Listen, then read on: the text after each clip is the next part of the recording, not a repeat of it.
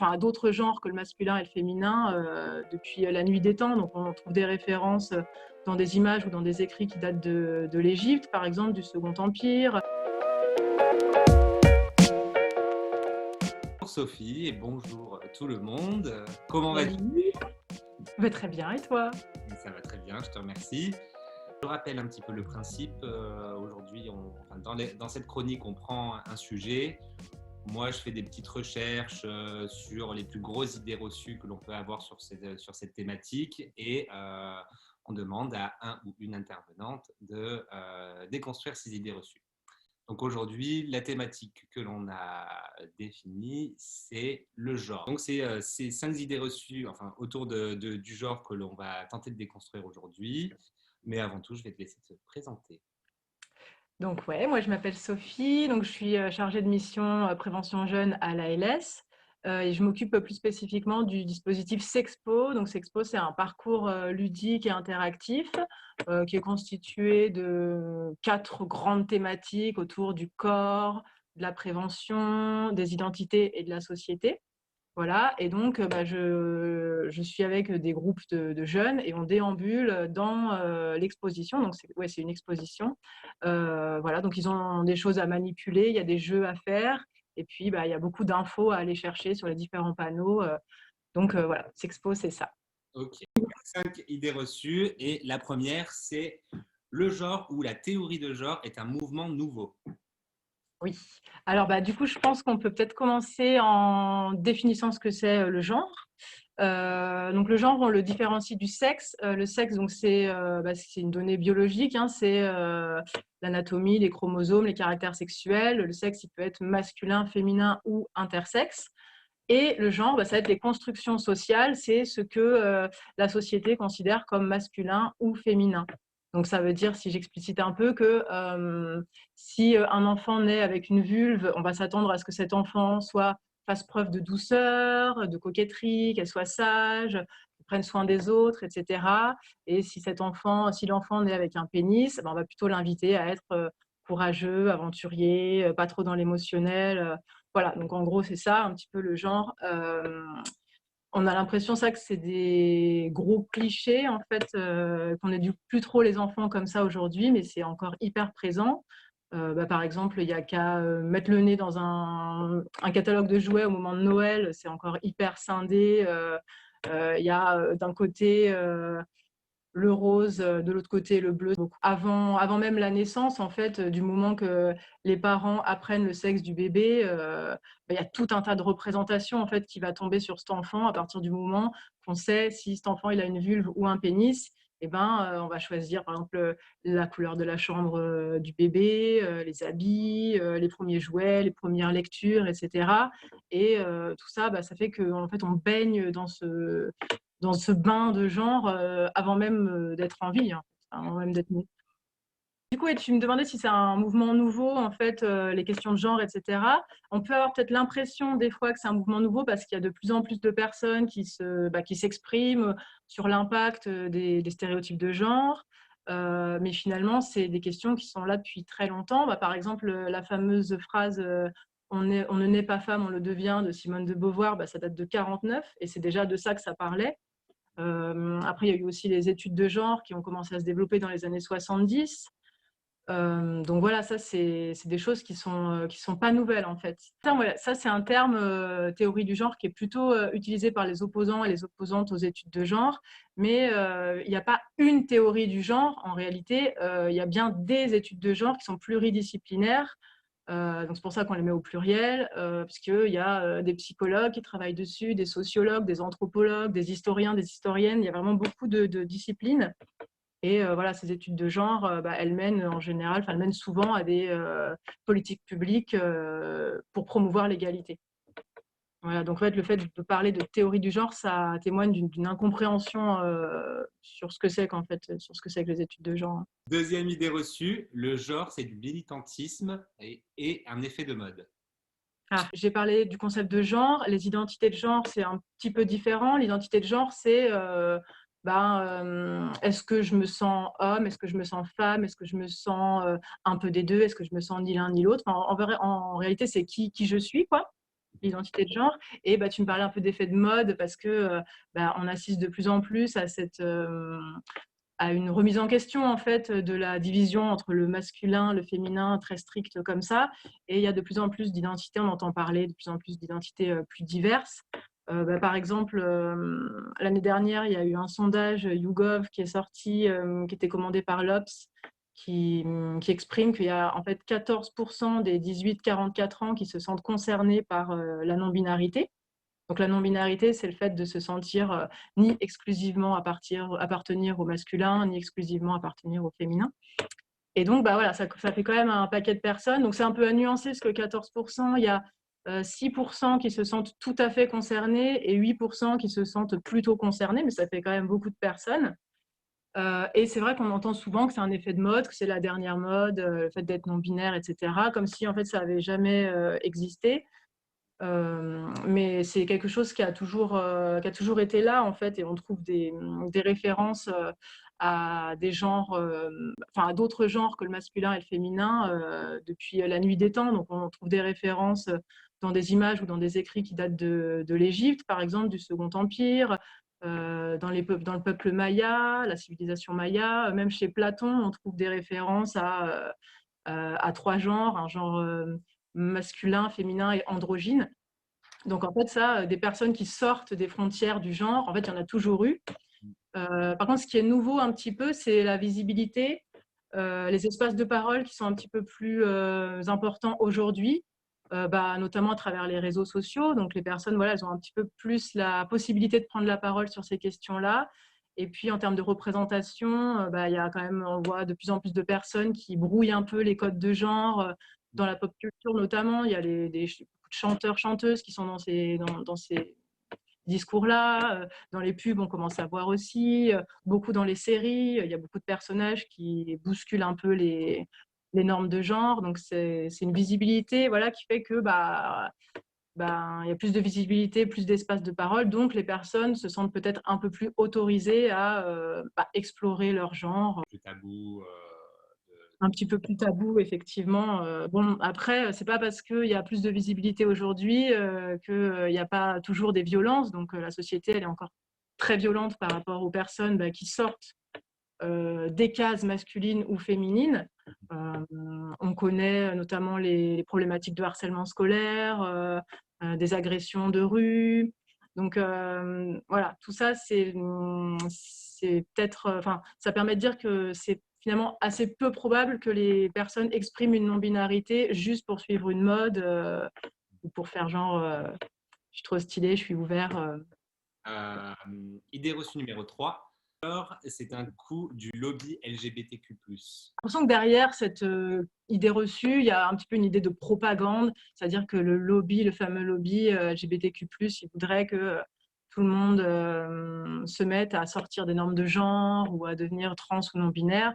Le but, c'est pas que tout le monde remette en question son genre, etc. C'est juste que les personnes concernées puissent se sentir la liberté d'explorer en fait le champ des possibles voilà, qui s'offre à elles, à eux.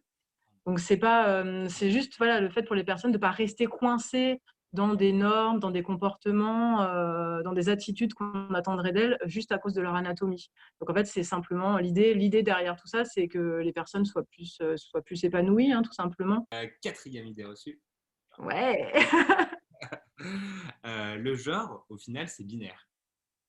Oui, bah alors c'est vrai que la société, elle fonctionne encore beaucoup sur ce modèle binaire du masculin et du féminin. Mais justement, bah, si on ouvre un peu les yeux sur les différentes études et sur les nombreuses personnes concernées par la non-binarité, on se rend compte que c'est pas aussi simple que ça finalement. Que du coup, entre le pôle du masculin et le pôle du féminin, en fait, il y a une multitude d'identités. Il y a plein voilà, il y a plein de possibilités. L'idée, en fait, c'est qu'entre le masculin et le féminin, il y a plein de nuances possibles et que ces nuances-là, elles sont personnelles, intimes et elles sont toutes légitimes, en fait. Septième idée reçue, last but not least.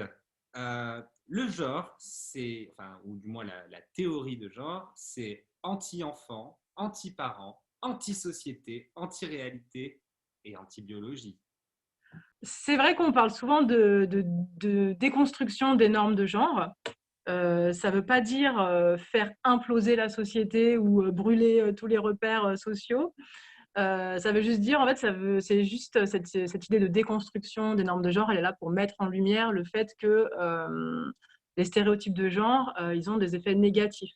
Ils en ont plein, je peux en citer quelques-uns. Par exemple, le manque de confiance pour les personnes qui ne correspondent pas entièrement à ce que la société attend d'un homme ou d'une femme. Les effets négatifs des stéréotypes de genre, c'est les violences sexistes, c'est les inégalités au travail, les différences de salaire entre hommes et femmes, c'est les différences, c'est les inégalités aussi dans le couple. Puis voilà, c'est pas aussi l'idée, c'est pas non plus de nier le besoin de repères des enfants, par exemple. Tu me disais que c'était anti-parents, tout ça, anti-éducation. C'est clair que les enfants, ils ont besoin de repères pour bien grandir, pour se développer correctement. Mais voilà, ça va être des repères affectifs, des repères de sécurité, des règles de vie. Mais les stéréotypes de genre, c'est pas quelque chose qui aide à l'épanouissement, en fait. Voilà. Pour le anti-biologie aussi que tu m'exprimais dans ta question. On a parlé tout à l'heure du sexe. Hein, donc, effectivement, il y a des données biologiques, sexe masculin, sexe féminin, mais il y a aussi des nuances dans ces données biologiques-là. C'est-à-dire qu'il y a des personnes qui naissent intersexes. Donc, les personnes intersexes, c'est des personnes dont les caractéristiques physiques, anatomiques, ne correspondent pas exclusivement au masculin ou exclusivement au féminin. Et ça touche 2% de la population. Donc, 2% de la population, c'est à peu près le pourcentage de personnes rousses dans le monde. Donc, ça représente finalement quand même pas mal de personnes. Donc, on se rend compte que voilà, le sexe masculin et le sexe féminin, c'est aussi à nuancer finalement. C'est bien. Voilà. Merci, Sophie. Petite info comme ça pour vous. Ouais, C'est un plaisir. très bien. Je voulais peut-être revenir. Enfin, déjà, merci beaucoup pour toutes ces Merci informations à toi. des 5 grandes idées reçues. Il y en a plein d'autres et on verra si on refait des vidéos sur le sujet parce que je pense qu'on pourrait y passer des Ouais, heures. on pourrait creuser pendant longtemps. Ouais. Euh, Tout à l'heure, donc tu parlais de l'enquête YouGov. Mm. C'est bien ça. Et donc, évidemment, une enquête ne prend en compte que les adultes depuis 18 ans. Est-ce que vous, à l'ALS, vous rencontrez des jeunes qui sont déjà dans ces réflexions et questionnements autour du genre? Mm. Oui, alors déjà, moi, ce qui me frappe dans le bon sens du terme, c'est que dans les 80% des cas, les jeunes, ils connaissent les termes non binaires et ils savent les définir. Enfin, c'est voilà, des termes qui commencent à être bien connus chez les jeunes. Et plus spécifiquement, du coup, tu me parlais, est-ce qu'il y a des jeunes qui sont déjà dans des questionnements de genre? On en rencontre de temps en temps. Parfois c'est même enfin c'est même eux qui vont prendre la parole un petit peu au moment où on évoque les différentes identités possibles et qui vont un petit peu se faire un peu porte-parole, enfin parler aux camarades de ces questions-là. Des fois, ils sont un peu plus réservés, plus de mal à prendre la parole, parce que ça dépend vraiment beaucoup de où les personnes elles en sont dans leur parcours, dans leur cheminement sur ces questions-là. Ça dépend aussi beaucoup de l'ambiance de la classe. Ouais. Est-ce que les copains, copines, ils sont capables de se questionner sur ces sujets-là ou pas? Donc voilà, ça dépend beaucoup des groupes, mais c'est en tout cas des questions qu'on rencontre assez régulièrement. Et donc, oui, j'imagine qu'en groupe, en tout cas, c'est pas toujours évident, mais là, peut se dire qu'on a des jeunes ados en, en plein questionnement qui vont peut-être regarder cette vidéo. Est-ce que tu peux leur donner soit des conseils ou orienter vers quelle structure s'orienter ou des choses comme ça?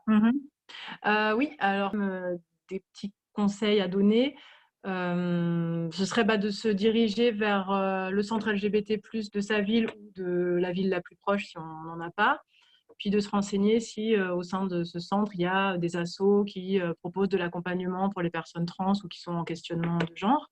Parce que souvent, dans ces assos-là, il y a des groupes de parole qui sont organisés. Il y a la possibilité de parler avec des bénévoles qui sont concernés par le sujet. Donc, puis il y a surtout la possibilité de rencontrer d'autres personnes qui vivent les mêmes choses, donc de pouvoir partager des expériences communes, de pouvoir se serrer les coudes par rapport aux oppressions que les personnes elles peuvent vivre dans la vie quotidienne. Donc ça, c'est quand même des choses qui sont assez bénéfiques. Puis si on n'a pas la chance ou si on n'a pas la possibilité ou si on n'ose pas aller rencontrer les associations, je dirais qu'il y a beaucoup de comptes Insta ou de comptes Facebook qui sont tenus par des personnes concernées et qui parlent de ces sujets, où il y a possibilité d'échanger, il y a possibilité d'apprendre plein de trucs aussi. Donc, pas hésiter à aller faire ces petites recherches. Moi, je conseillerais juste le compte Existence Inter, qui est tenu par le collectif Existence. C'est un collectif qui organise une marche tous les ans pour les personnes trans, personnes intersexes et les personnes qui les soutiennent. Puis voilà, d'aller voir quels comptes sont associés à ce compte-là, etc. Et se faire une petite communauté sur les réseaux sociaux. Euh, Tout à l'heure, tu parlais pardon, une multitude de non-binarités. Est-ce que Mm. tu peux clarifier ce petit point, s'il te Est-ce plaît? que je peux clarifier? Oui, oui, du coup, oui, pour clarifier un petit peu, en fait, je ne sais pas si ça va clarifier, mais en tout cas, le genre, le genre, en fait, il est à voir comme un spectre. Donc, c'est un peu ce que j'expliquais. Donc, entre le masculin et le féminin, il y a plein de combinaisons possibles. Et donc, il y a plein d'identités possibles. Il y a notamment des identités, il y a des personnes qui sont agenres, ni d'un genre ni de l'autre. Il y a des personnes qui sont bigenres, il y a des personnes qui sont gender fluides. Il y a énormément d'identités possibles. Moi, ce que j'aurais tendance à renvoyer les personnes vers des... Il y a plein de vidéos, je parlais des comptes Insta et des comptes Facebook. Sur ces comptes-là, il y a plein de vidéos de personnes concernées qui circulent. Donc, moi, j'aurais tendance à vous dire d'aller les voir si le sujet vous intéresse ou si vous vous sentez concerné. Moi, il y en a une là notamment que j'ai en tête sur le compte Paint LGBT, compte Insta ou compte Facebook. Il y a une vidéo qui s'appelle Je suis non-binaire. C'est Camille qui s'exprime. C'est une personne concernée. Elle explique justement toute la pluralité de ces identités et de façon très approfondie et très claire. Donc, je vous conseille cette vidéo. Euh, Merci beaucoup. Merci à toi.